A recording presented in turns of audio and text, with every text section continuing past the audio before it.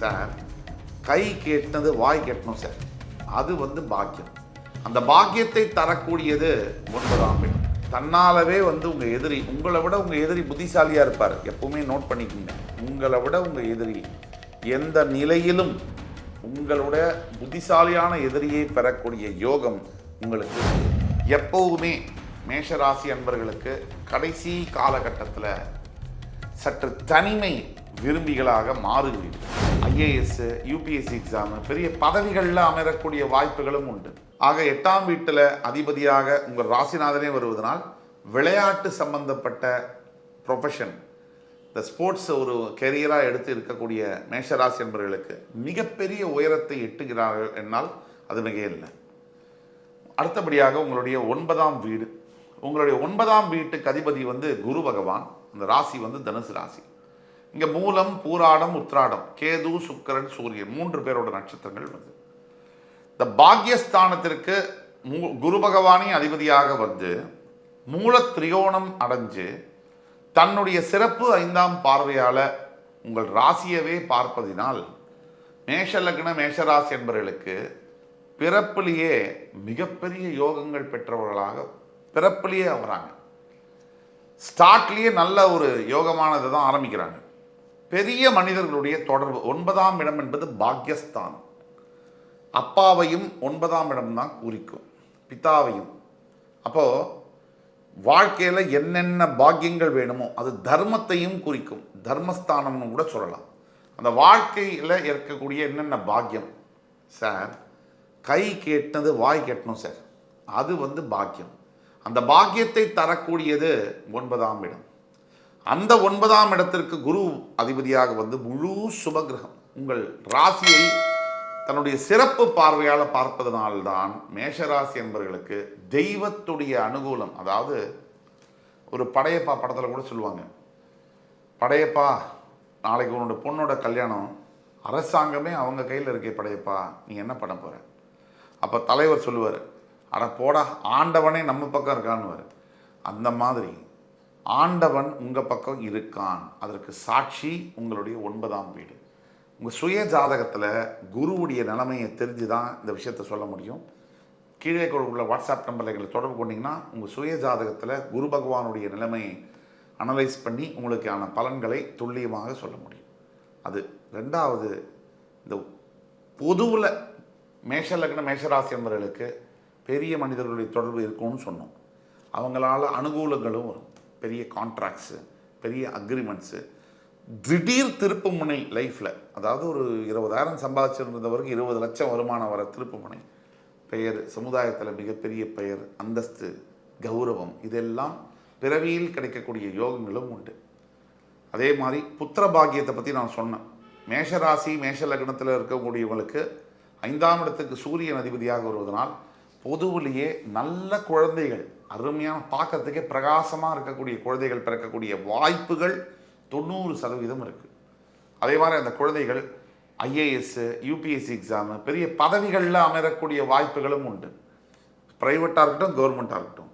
அதுக்கு அடுத்தபடியாக பாக்யஸ்தானத்துக்கு குரு வருதுனால் பெரும்பாலான மேஷராசி என்பவர்களுக்கு, மேஷ லக்ன நண்பர்களுக்கு அப்பாவின் மூலியமாக மிகப்பெரிய அனுகூலம், தந்தையாரின் மூலியமாக நல்ல கடவுள் பக்தி, தந்தையாரின் மூலியமாக நல்ல எண்ணங்கள், நல்ல ஒரு நல்ல பேரண்டிங் கிடைக்கக்கூடிய வாய்ப்புகள் உண்டு. பொறுப்பான தந்தையாக இருப்பார். நல்ல எண்ணங்களை தன்னுடைய அடுத்த தலைமுறை விதைத்திருப்பார். விதைக்கக்கூடிய ஒரு தந்தையாக வருவார். இந்த வாய்ப்புகள்லாம் மேஷ லக்ன அன்பர்களுக்கு, மேஷராசி அன்பர்களுக்கு உண்டு. அடுத்தபடியாக 10ஆம் வீடு என்று சொல்லக்கூடிய வீட்டிற்கு கர்மஸ்தானத்திற்கு மகர ராசி சனி பகவான் அதிபதியாக வரார். இங்கே உத்ராடம், திருவோணம், அவிட்டம் 3 நட்சத்திரங்கள், அதாவது சூரியன், சந்திரன், செவ்வாயுடைய நட்சத்திரங்கள் வருது. இந்த வீட்டுக்கு அதிபதி சனி. செவ்வாய்க்கு உங்கள் ராசிக்கு எப்படி இருக்கும், உங்கள் லக்னத்துக்கு எப்படி இருக்கும்? 10ஆம் இடம் மகரம், கர்மஸ்தானம். இந்த கர்மஸ்தானத்துக்கு கர்மஸ்தானாதிபதி அதிபதியாக வருகிறார் சனி. பொதுவாக மேஷராசி மேஷ லக்ன அன்பர்களுக்கு வாழ்க்கையில் என்ன வரோம் அப்படின்னா, வேலை செய்கிற இடத்துல எப்போவுமே தொந்தரவுகள் இருந்துகிட்டே தான் இருக்கும். தொடர்ந்து உங்களை இன்டிமிடேட் பண்ணுறதும், உங்களை இரிட்டேட் பண்ணுறதும், உங்களுக்கான விஷயங்களை உங்களுக்கான அதாவது உங்களுடைய முன்னேற்றத்தை தடுத்து நிறுத்துறதுக்கும் பெரிய அளவிலான கூட்டம் என்பது காத்து கொண்டிருக்கும். இது உண்மை. ஆக மேஷ லக்ன மேஷராசி என்பவர்களுக்கு வேலை செய்கிற இடத்துல சூரியன், சந்திரன், செவ்வாய் உங்களுடைய நீங்கள் மேஷ லக்னமாக இருந்து அவிட்ட நட்சத்திரத்தில் நீங்கள் பிறந்திருந்தால், அதாவது மகர ராசியாக, உங்களுக்கு யோகம் என்பது கண்டிப்பாக மறுக்க முடியாது. ஒரு later part of second of the ஏஜில் லைஃப்பில் மிகப்பெரிய யோகங்கள் கிடைக்கும். அதுவே நீங்கள் மேஷராசி என்பர்கள் உங்களுக்கு மகர லக்னம் இருக்குன்னாலும் யோகம் உண்டு. அதுவே நீங்கள் மேஷராசி உங்களுக்கு சனி பகவான் உங்கள் ஜாதகத்தில் கன்னி ராசியில் இருந்தாலோ, உங்கள் சுய ஜாதகத்தில் சனி பகவான் வலு இழந்திருந்தார் அப்படின்னா அது எண்ணற்ற யோகங்களை தருகிறது. நினைத்து பார்க்க முடியாத யோகங்களை தருகிறது. நீங்கள் வாழ்க்கையில் திடீர்னு 1000 ரூபாய் சம்பாதிச்ச ஒருத்தர் 1000 கோடி சம்பாதிக்க முடியுமா அப்படின்னா அந்தளவுக்கு இல்லைனாலும் 1000 ரூபாய்க்கு கஷ்டப்பட்ட சேலம் ஆர்ஆர் பிரியாணி கடையுடைய முதலாளி இன்றைக்கி நிறைய கோடிகளை வச்சுருக்காரு அப்படின்னா அவருடைய உழைப்பு, அதுக்கு ஜாதகம் வேணும். எத்தனையோ பேர் 1000 ரூபாய் கஷ்டப்பட்டு இருந்தவங்க இன்றைக்குமே 1000 ரூபாய் கஷ்டப்படுறாங்க.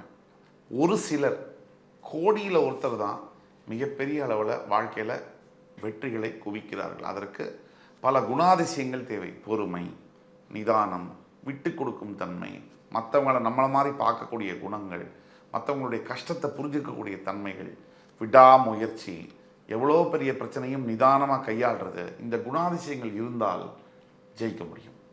அப்போது 10th பிளேஸ்க்கு நீங்கள் பார்த்தீங்கன்னு சொன்னால் மேஷராசி அன்பர்களுக்கு சனி பகவான் நீச்சம், உங்கள் ராசியிலே நீச்சமாக இருந்தாலோ, வேறு இடத்துல வக்ரமாக இருந்தாலோ, அதை தவிர சுபகிரக தொடர்போடு இருந்தாலோ உங்களுடைய வேலை ரொம்ப நல்லாயிருக்கும்.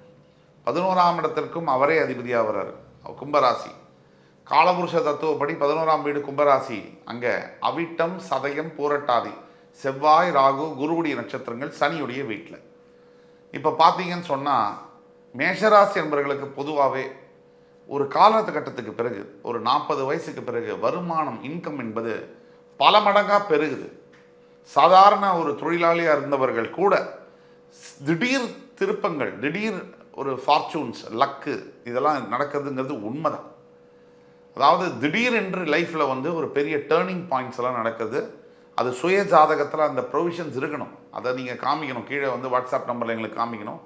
ஆனால் உங்களுக்கு அந்த அந்த வாய்ப்புகள் சுய ஜாதகத்தில் அந்த யோகங்களும் இருக்கணும்.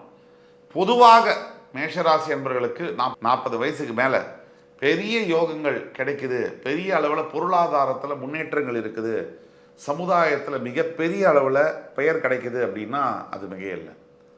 அதற்கு அடுத்தபடியாக 12ஆம் வீடு மீன ராசி. இந்த வீட்டில் பார்த்தீங்கன்னு சொன்னால் பூரட்டாதி, உத்திரட்டாதி, ரேவதி 3 நட்சத்திரங்கள் வருது. பூரட்டாதி குருவுடைய நட்சத்திரம், உத்திரட்டாதி சனியுடைய நட்சத்திரம், ரேவதி புதனுடைய நட்சத்திரம். இது குருவுடைய வீட்டில். இந்த மோட்சஸ்தானத்துக்கு அதிபதியாக ஞானக்காரகனான குரு பகவான் வருகிறார். ஞானத்தை கொடுக்கக்கூடியவர் வருகிறார். மேஷராசி என்பவர்களுக்கு ஒரு 60 வயசு 55 வயசுக்கு மேலேயே வாழ்க்கையில் பிடிப்பு என்பது போயிடுது அப்படிங்கிறது தான் உண்மை. மேஷராசி என்பவர்கள், மேஷலக்ன நண்பர்கள் என்ன பண்ணுவாங்கன்னா 60 வயசுக்கு மேலே பெரிய அளவில் சொத்து இருந்தால் கூட வாழணுங்கிற அப்பிடைட், ஆசை இருக்கிறது இல்லை. எதுவுமே எனக்கு வேணாம், நான் எல்லாத்தையும் பார்த்துட்டேன், இனிமேல் எனக்கு வாழ்க்கையில் அமைதி, ஆன்மீகம் இது போதும் இப்படின்னு பாதையில் தேர்ந்தெடுத்து போகக்கூடிய பல பேர், லட்சக்கணக்கு கோடிக்கணக்கான பேர் மேஷராசி அப்படிங்கிறது மிக இல்லை. உங்களுடைய 3ஆம் வீட்டுடைய 6ஆம் வீட்டுடைய அதிபதி உங்களுடைய 12ஆம் வீட்டில் நீச்சமாவதும் அது ஒரு பெரிய ராஜயோகமாகும். உங்களுடைய 2க்கும் 7க்கும் அதிபதி சுக்கிரன் 12ஆம் வீட்டில் உச்சமடைவதும் ஒரு சில வகையில் யோகம், ஒரு சில வகையில் தோஷம். இப்போ புதன் உங்களுக்கு 3க்கும் 6க்கும் அதிபதி 12ல் நீச்சமாறார் மீனத்தில். இது எந்த விதத்தில் யோகம்? கெட்டவன் கெட்டிடில் கிட்டிடும் ராஜயோகம். Minus into minus is equal to plus. அந்த வகையில் உங்களுடைய எதிரியானவர் விரயஸ்தானத்தில் நீச்சமாகும் போது சில யோகங்களை தருகிறார். எப்படின்னா, தன்னாலவே உங்கள் எதிரி, உங்களை விட உங்கள் எதிரி புத்திசாலியாக இருப்பார். எப்பவுமே நோட் பண்ணிக்கோங்க, உங்களை விட உங்கள் எதிரி எந்த நிலையிலும் உங்களோட புத்திசாலியான எதிரியை பெறக்கூடிய யோகம் உங்களுக்கு உண்டு. 12ஆம் வீட்டில் அவர் நீச்சம் பெறுவதனால் வெளிநாட்டிற்கு நீங்கள் போகிறீங்க, ஃபாரினில் வாழ போகிறீங்க அப்படின்னா அங்கே உங்களுக்கு எதிரிகள் இருப்பது என்பது அரிது. இது ஒன்று. அப்படியே இருந்தாலும் நீங்கள் ஜெயிப்பீங்க. 2. இப்போ 2ஆம் இடத்திற்கும் 7ஆம் இடத்திற்கும் அதிபதியான சுக்கிரன் 12ஆம் வீட்டில் போய் உச்சம் அடைகிறார்.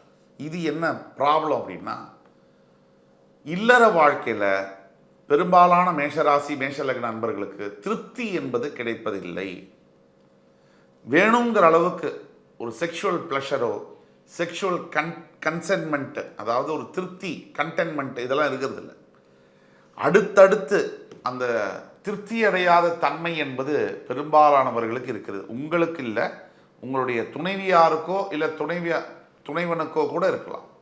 இது உங்களுடைய ஒன் ஆஃப் தி விஷயங்கள். இதை வந்து மனசில் நீங்கள் வச்சுக்கணும். இதுக்கெல்லாம் தீர்வு என்னங்கிறத தனியாக நம்ம பார்ப்போம். மேஷராசி என்பவர்களுக்கு என்ன தீர்வுங்கிறத நம்ம பார்ப்போம். பொதுவில் இதெல்லாம் இருக்குது. பெரும்பாலும் மேஷ ராசி அன்பர்களுக்கு 9ஆம் இடத்துக்கு அதிபதியே 12க்கும் அதிபதியாக வருவதனால் நல்ல பாக்கியங்கள், அதாவது 12ஆம் இடம் லக்ஸரியவும் குறிக்குது. நல்ல ஒரு லக்ஸரியான பெட்டு, நல்ல காரு, இந்த மாதிரி வாழக்கூடிய யோகங்களும் பிறவியிலேயே வருகிறது என்றால் அது மிக எந்த வயசில் அது உங்களுக்கு கிடைக்கும் என்பது உங்கள் பிறவி ஜாதகத்தை பொறுத்தது. 1. 2, குரு ஞானத்தை ஆன்மீகத்தை போதிக்கக்கூடியவர், முழு சுபகிரகம்.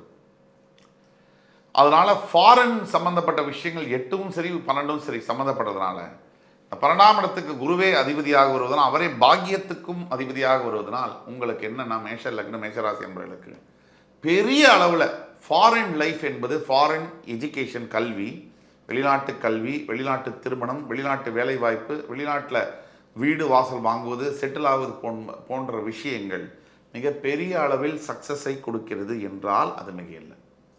ஆக மேஷ ராசி மேஷ லக்ன நண்பர்களுக்கு பிறப்பு முதல் இறப்பு வரையிலான முழு பலன்கள் என்ன அப்படிங்கிறத பற்றி பார்த்தோம். எப்போவுமே மேஷராசி அன்பர்களுக்கு கடைசி காலகட்டத்தில் சற்று தனிமை விரும்பிகளாக மாறுகிறீர்கள். சற்று எதுவுமே வேண்டாம், எல்லாமே நான் பார்த்துட்டேன் அப்படிங்கிற மாதிரி இருந்தாலும் உங்களுடைய குழந்தைகள் பேர குழந்தைகளுடன் நல்லதொரு மரணத்தை தான் ஆண்டவன் உங்களுக்கு பாக்கியமாக கொடுத்திருக்கிறார். அதனால் முதியவர்களாக இருக்கக்கூடிய மேஷராசி அன்பர்களும் கவலைப்பட தேவையில்லை. பரிகாரங்களை பற்றி தனியாக ஒரு வீடியோவில் நான் பேசுகிறேன். இன்றைக்கி பிறப்பு முதல் இறப்பு வரை மேஷராசி மேஷலக்ன நண்பர்களுக்கான அந்த பதிவு உங்களுக்கு பிடிச்சிருக்கும்னு நம்புகிறேன். மறுபடி இன்னொரு புதிய பதிவில் உங்களை மீண்டும் சந்திக்கும் வரை உங்களிடமிருந்து விடைபெறுவது உங்கள் சுபாஷ் பாலகிருஷ்ணன். நன்றி, வணக்கம், வாழ்க வளமுடன்.